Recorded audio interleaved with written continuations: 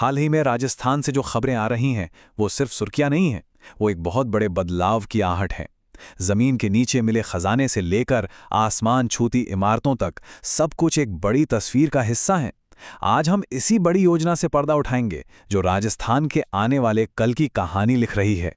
तो सवाल यही है, कोई राज्य अपना कल आज कैसे बनाता है? देखिए, इसका जवाब छिपा है एक सोची समझी योजना और भविष्य की एक साफ तस्वीर में। और राजस्थान के मामले में वो जवाब है विकसित राजस्थान एक्ट 2047 विजन डॉक्यूमेंट। ये कोई मामूली डॉक्यूमेंट नहीं है, बल्कि एक पूरा रोड मैप है, एक ऐसा नक्शा जो 2047 तक राजस्थान की पूरी तस्वीर बदलने का लक्ष्य रखता है। तो चलिए जरा इन लक्ष्यों पर नजर डालते हैं, और यकीन मानिए ये सिर्फ नंबर नहीं है, ये एक बहुत बड़े सपने की झलक है। सोचिए, 4.3 ट्रिलियन डॉलर की इकॉनमी, 1 करोड़ से ज्यादा नई नौकरियां और रिन्यूएबल एनर्जी में तो सीधे सीधे 9 गुना की छलांग। मतलब ये लक्ष्य वाकई में बहुत बड़े हैं। तो इतना बड़ा लक्ष्य हासिल होगा कैसे? शुरुआत होती है आर्थिक इंजन को रफ्तार देने से। चलिए देखते हैं कि इस 4.3 ट्रिलियन डॉलर की अर्थव्यवस्था की नींव आखिर रखी कैसे जा रही है। और इसकी शुरुआत हो रही है जमीन के नीचे से। जी हां, हाल ही में कुछ ऐसी बड़ी खनिज खोज हुई हैं जो राज्य की अर्थव्यवस्था को एक नई उड़ान दे सकती हैं। और हम किसी मामूली खनिज की बात नहीं कर रहे हैं। बांसवाड़ा में 1.20 टन सोने के नए भंडार मिले हैं। ये इस इलाके में सोने की तीसरी बड़ी खोज है, और ये राजस्थान को देश के गोल्ड माइनिंग मैप पर एक बहुत अहम जगह दिला सकती है।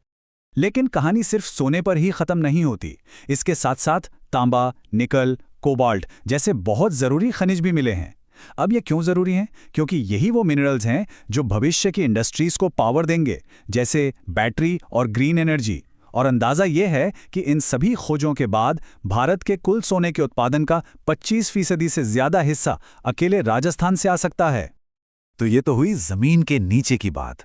अब जरा जमीन के ऊपर आते हैं। यहां भी एक बड़ी दौड़ चल रही है, देश का नंबर 1 सीमेंट प्रोड्यूसर बनने की।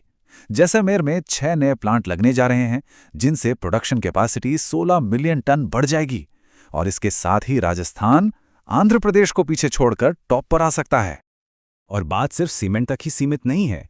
राज्य का पहला ई-बस मैन्युफैक्चरिंग प्लांट, छोटे उद्योगों के लिए खास plug in play factory complex और इन्वेस्टर्स को आकर्षित करने के लिए जमीन के कानूनों में सुधार, ये सारे कदम दिखा रहे हैं कि इंडस्ट्री को हर तरफ से बढ़ावा दिया जा रहा है।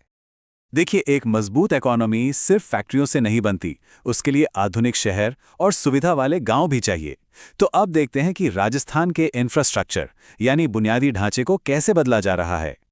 शहरों के विकास को भी जबरदस्त रफ्तार दी जा रही है। स्मार्ट सिटी मिशन के तहत 6 शहरों का कायापलट हो रहा है, और इसके लिए भारी भरकम निवेश भी किया जा रहा है। जैसे बीकानेर और भरतपुर, दोनों को 80-80 करोड़ रुपए मिले हैं। और जब राजस्थान की बात हो तो पानी का जिक्र तो आएगा ही। पानी की समस्या से निपटने के लिए अब एक बिल्कुल नया तरीका अपनाया जा रहा है। पहली बार हाइब्रिड एन्युटी मॉडल पर काम हो रहा है। आसान भाषा में कहें तो 40% पैसा सरकार का और 60% प्राइवेट कंपनियों का। इस पार्टनरशिप से 5 बड़ी वाटर सप्लाई परियोजनाएं बन रही हैं, जिनसे 5000 गांवों के 20 लाख से भी ज्यादा लोगों तक साफ पानी पहुंचेगा। कनेक्टिविटी यानी जुड़ाव पर भी चौतरफा काम हो रहा है। एक तरफ राजसमंद, पाली और उदयपुर को जोड़ने के लिए नई रेल लाइन को मंजूरी मिली है। दूसरी तरफ गांवों के लिए अपनी बस सेवा शुरू हुई है। और शहरों में जैसे उदयपुर में ट्रैफिक जाम से निपटने के लिए एआई वाले ट्रैफिक सिग्नल भी लगाए जा रहे हैं। अच्छा, सड़कें, फैक्ट्रीज, इंफ्रास्ट्रक्चर, ये सब तो ठीक है, लेकिन विकास का असली मतलब तो लोगों की जिंदगी बेहतर बनाना है। तो अब बात करते हैं उन कदमों की जो सीधे सीधे हर नागरिक से जुड़े हैं। एक बहुत ही अहम बदलाव हुआ है लेबर लॉज यानी श्रम कानूनों में। काम के घंटे, बाल मजदूरी पर और सख्त पाबंदी, और किशोर कामगारों के लिए बेहतर सुरक्षा, इन सभी नियमों को बदला गया है ताकि काम करने का माहौल ज्यादा सुरक्षित और बेहतर बन सके। इसके अलावा भी बहुत कुछ हो रहा है। गर्भवती महिलाओं के स्वास्थ्य के लिए FCM पिंक ड्राइव शुरू की गई है। किसानों को मिलने वाली सम्मान निधि को बढ़ाकर 9,000 रुपये सालाना कर दिया गया है। और आदिवासी कल्याण के लिए चलाए गए अभियान को तो पूरे देश में पहला स्थान मिला है। ये सब दिखाता है कि फोकस लोगों की भलाई पर है। तो अर्थव्यवस्था और समाज के बाद चलिए अब बात करते हैं उस चीज की जो किसी भी जगह को एक नई पहचान देती है। वहां के चैंपियंस की। देखते हैं कि कैसे राजस्थान में खेल, कला और इनोवेशन में एक विनिंग कल्चर तैयार हो रहा है। मिलिए हाल के कुछ चैंपियन से। ये हैं Aditi Negi, Ajay Ajmera open chess tournament की विनर। और ये हैं अद्विका शर्मा, एक उभरती हुई बैडमिंटन स्टार, जिन्होंने स्टेट चैंपियनशिप में 2 गोल्ड और 1 ब्रॉन्ज मेडल जीता।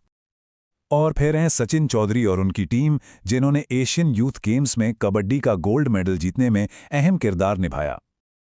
और ये लिस्ट यहीं खत्म नहीं होती। चाहे फिल्म हो, पोलो हो, कल्चर हो या फिर डिजाइन, हर फील्ड में राजस्थान का टैलेंट अपनी छाप छोड़ रहा है।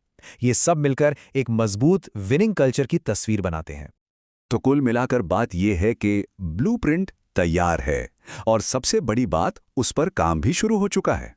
ये सारी डेवलपमेंट्स जो हमने देखी, ये उस लंबी यात्रा के पहले लेकिन बहुत ठोस कदम हैं। लेकिन एक बड़ा सवाल अब भी बाकी है। ब्लूप्रिंट तो बन गया, पर 2047 तक की इस 22 साल लंबी यात्रा में राजस्थान के सामने सबसे बड़ी चुनौती आखिर क्या होगी?